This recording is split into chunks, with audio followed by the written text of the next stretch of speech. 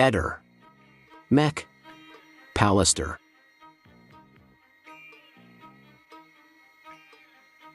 A Jasmine hai detto è stato un incidente, ma di che incidente parlavi? Ma guarda, io a Yasmina non voglio rispondere, anche perché venerdì mi sono trovato con Alice e Paolo Bevilacqua, che sono i miei legali, mi hanno detto Yasmina ha depositato in procura tutte queste cose qua e di conseguenza se la procura avrà qualcosa di chiederci ce lo farà sapere, ma sono passati quanti mesi? La procura non ha... c'è il mio avvocato che è sempre lì presente, se non ha avuto qualche notizia, qualcosa su questo, lasciamo che la procura vada avanti, se riterrà di andare avanti, io poi se sarò chiamato risponderò.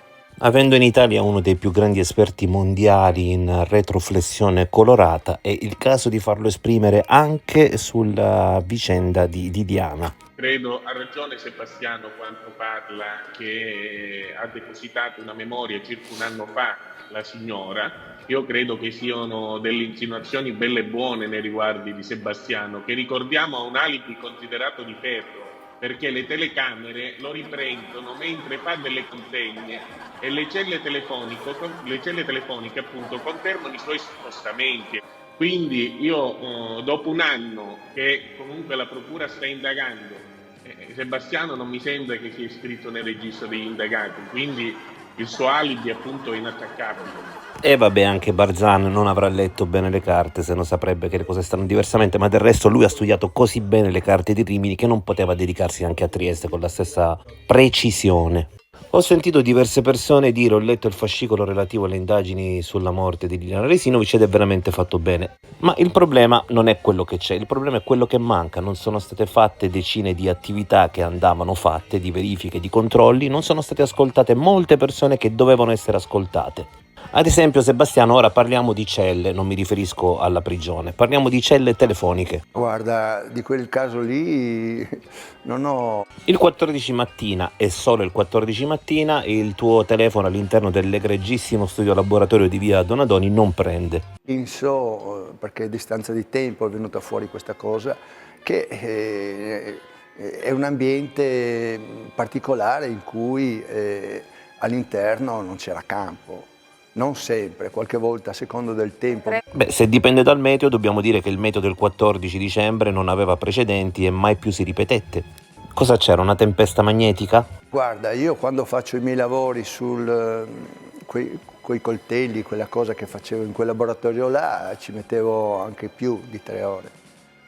Dipendeva. Io non posso risponderti su questo, non so, perché non ho elementi chiari e precisi. Se i consulenti di parte della famiglia o di chi per loro deciderà, loro hanno depositato anche questo in procura. Di chi parli? Avvocati di Penelope, mi pare che si chiama questa associazione. Comunque Sebastiano, il vero problema è che a te il telefono non prende solo il 14 mattina dentro l'egregio studio laboratorio. Questo non lo so, tante volte io arrivava il suono, io uscivo in strada e telefonavo. No, non ci siamo Sebastiano, quando arriva il suono vuol dire che il telefono prende, ma nel tuo caso il 14 il telefono non prende, quindi non può arrivare nemmeno il suono. Non lo so, su questa cosa qua potrei parlarle per ore, di quello che io faccio nel mio studio. No, c'è rumore, c'è l'aspirazione, io devo lavorare con le cuffie molto grosse per non essere disturbato. Io dico una cosa, se io avessi voluto avrei lasciato i telefoni accesi, la corrente accesa, avrei fatto quelle cose che mi vengono accusate, scusa.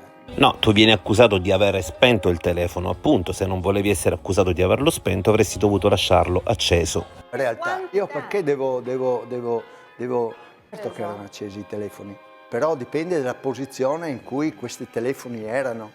Avrei potuto metterli vicino alla porta se avrebbero avuto campo e avrei lasciato la corrente elettrica.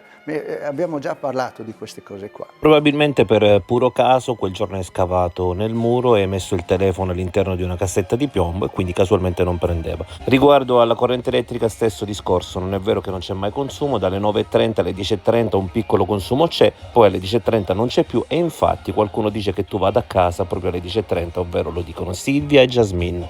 Ripetuto agli humans. No. Guarda, io sfido chiunque, se ha qualcuno da dire che io e Liliana avevamo qualche rapporto che non era giusto. L'albergatrice, noi andavamo a decine di alberghi in giro qua e là. È possibile che nessuno di questi alberghi proprietari abbiano qualcosa da dire? Io invito questi alberghi dove andavamo a rispondere a queste cose qua. Per quanto riguarda la Sudana, io le posso dire solo gli ultimi 4 giorni. Perciò il sabato siamo andati a una presentazione di un libro da amici. E tu lì hai usato la GoPro. La domenica siamo andati in bicicletta a Grado. E anche lì hai usato la GoPro, poi hai ripreso un momento in cui ti rivolgevi molto male a Liliana e hai fatto sparire queste registrazioni, almeno lo dice Gabriella che le ha viste. Il lunedì siamo andati in sauna, cioè, allora lei mi spieghi che rapporto che non era buono? Ma questo lo sappiamo noi, scusa.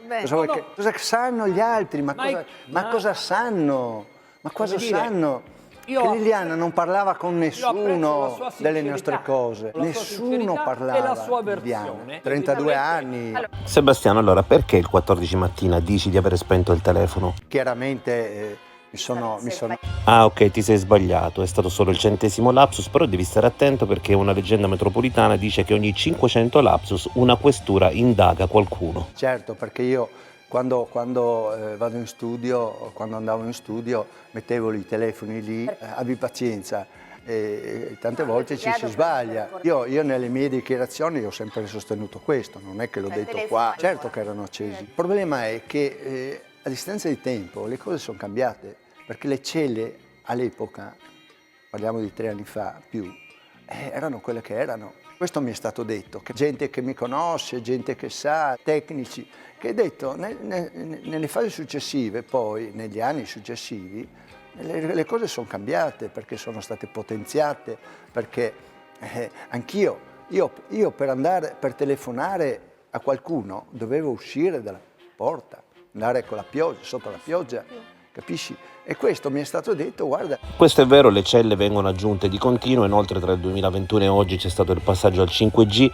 sono stati potenziati i ponti in LTE, quindi su questo punto Sebastiano ha ragione. Si apre una finestra, di conseguenza quello che nel tempo si è detto di mia moglie, di Liliana, certe cose, certe frequentazioni, certi rapporti che aveva con alcune persone, certo questo sarebbe da vedere, cioè, capisci? Cioè, una tua amica della Lombardia ha minacciato Jasmine.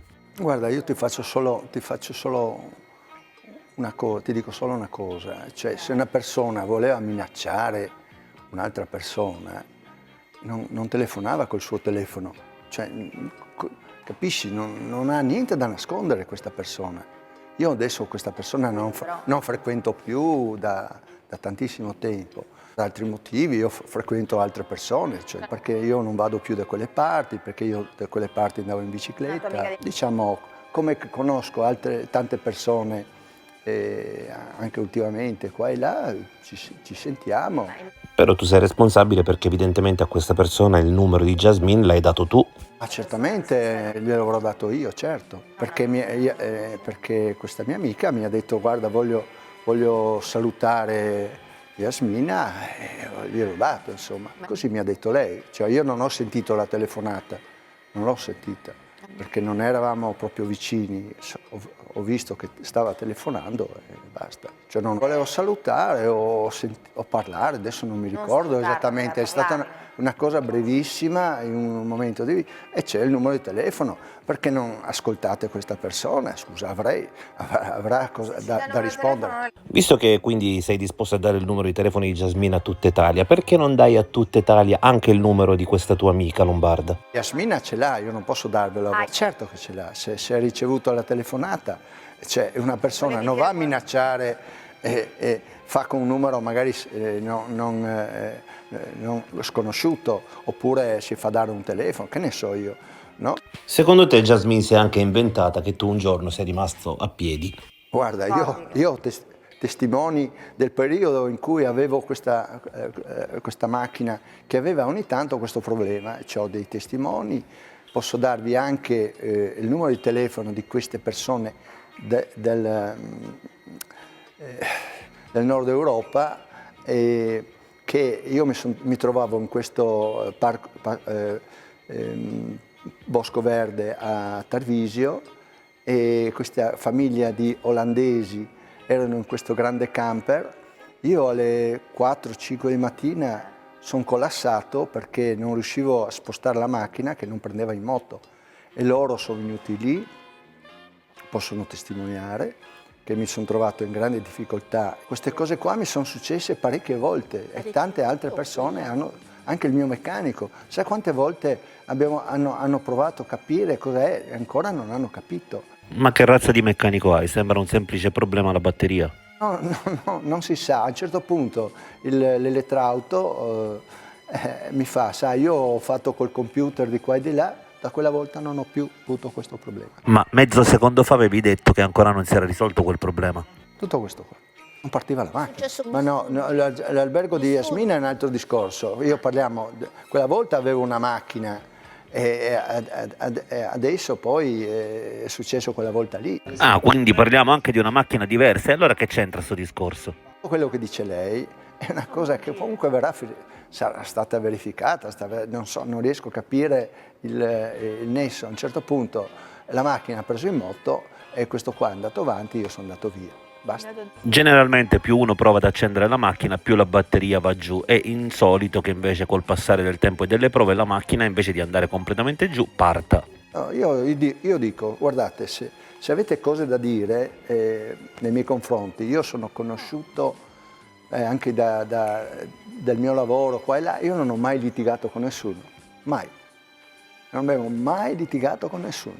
Se qualcuno ha qualcosa da dire, sì, mandato a fanculo, quello che vuoi, tutte parolacce così, come che si dice di solito, però alzato le mani, nessuno.